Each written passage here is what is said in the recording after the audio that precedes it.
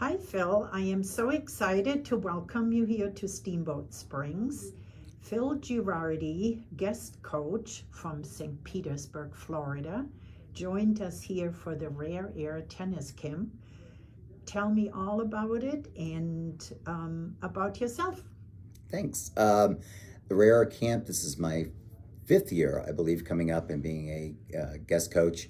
Uh, Bill Conway, the director here, started out teaching at my facility down in Treasure Island, Florida. And of course, now he's gone on to do all his bigger, better things. And it's always a blast to come up here and to see his junior program. Plus, there's a number of kids from all over the country that come over to this camp, and it's a great camp, not in aspects of learning their strokes, but it's a little more advanced. So, getting into strategies, getting into putting their games together.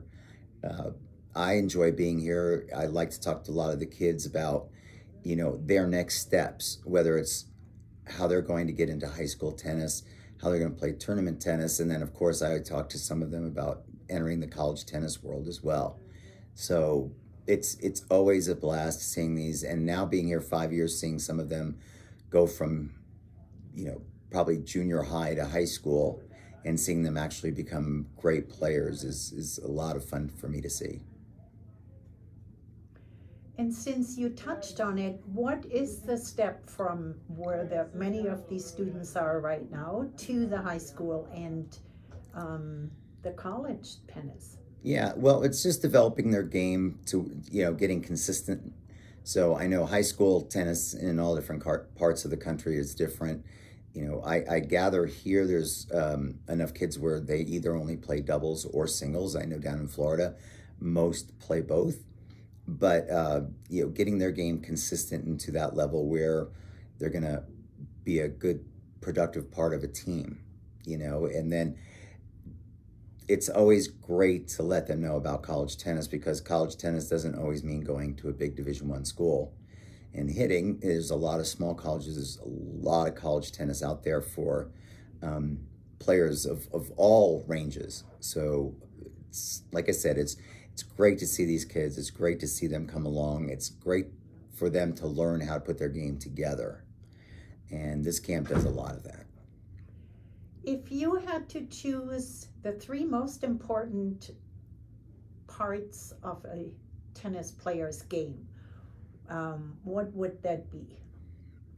Three parts of their game. Well, first is being consistent. So, and then finding out what kind of player they are. So, they're players that are counter punchers, and they're players that are attackers. And you can't change that in a player, but they have to learn to live within themselves, and make their game better. So that's one. The other one might be a mental aspect of the game. So when a player is tired, when it gets to be critical points in a match, the mental side of the game is very important to train. A lot of that is being done in this camp as well. It's not just forehands, backhands. It's all parts of the game. And then the strategy of the game, I would say, and that's the third big one they touch on here. You can have great strokes, but if you don't know what to do with them, then you're not able to put points together and put matches together against differing types of opponents. In a conversation yesterday, we talked about footwork. Where does footwork fit into the tennis game? Oh, it's huge. You can have the greatest strokes in the world, but if you can't get to the ball and get yourself set up, you cannot take that big stroke. So, a lot of emphasis is on the feet, especially when you can get to a ball in time. You should be able to. Your opponent's always trying to make you miss. So sometimes we can, sometimes we can't. And if we can't, we still want to be in the best position we can to actually execute the stroke. I'm actually sitting across a tennis legend. Tell me just a little bit more Oh, about your career and how did you get to today? well, I if you'd have told me 30 years ago I'd be coaching tennis, for my livelihood, I would probably laugh at you. But never thought I'd be doing it as my career. But I got into coaching tennis late. I was in my probably late 20s. Had tried another career. Always played tennis, played open division, and uh, I got married and settled down and raised kids. So I started coaching with some coaches that I knew, and then I had many good mentors out there to show me what to do. And once I started coaching, I got hooked. So I went from being an assistant pro to a head professional to director of tennis. And then 17 years ago or so, I was asked to start a program at St. Petersburg College. And, we've been very, very successful there. So between that, I also have another love for USTA. I've been a volunteer for the USTA for over 20 years as well. And USTA does a lot of good for the sport, a lot that people don't even know. But, I don't know. It's just one thing leads to another. And I love this game and I love the players. And it's fun to see players go from 8 years old and just learning how to hit to where they're playing college tennis. We are here at the Steamboat Springs Tennis and Pickleball Center. Where do you see pickleball as a partner to tennis from your experience? Well, that is a touchy subject sometimes with tennis players, but I believe pickleball is another racket sport. Padel tennis is another big emerging racket sport, very big in Europe. In Europe, there is no pickleball. It's padel tennis.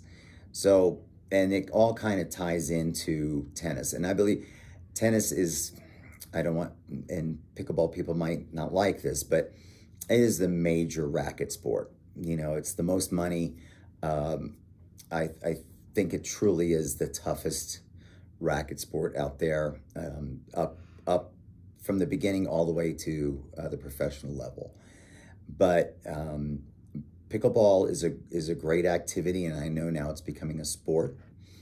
And there's, as a matter of fact, many great tennis players who are now converting into pickleball players in that realm.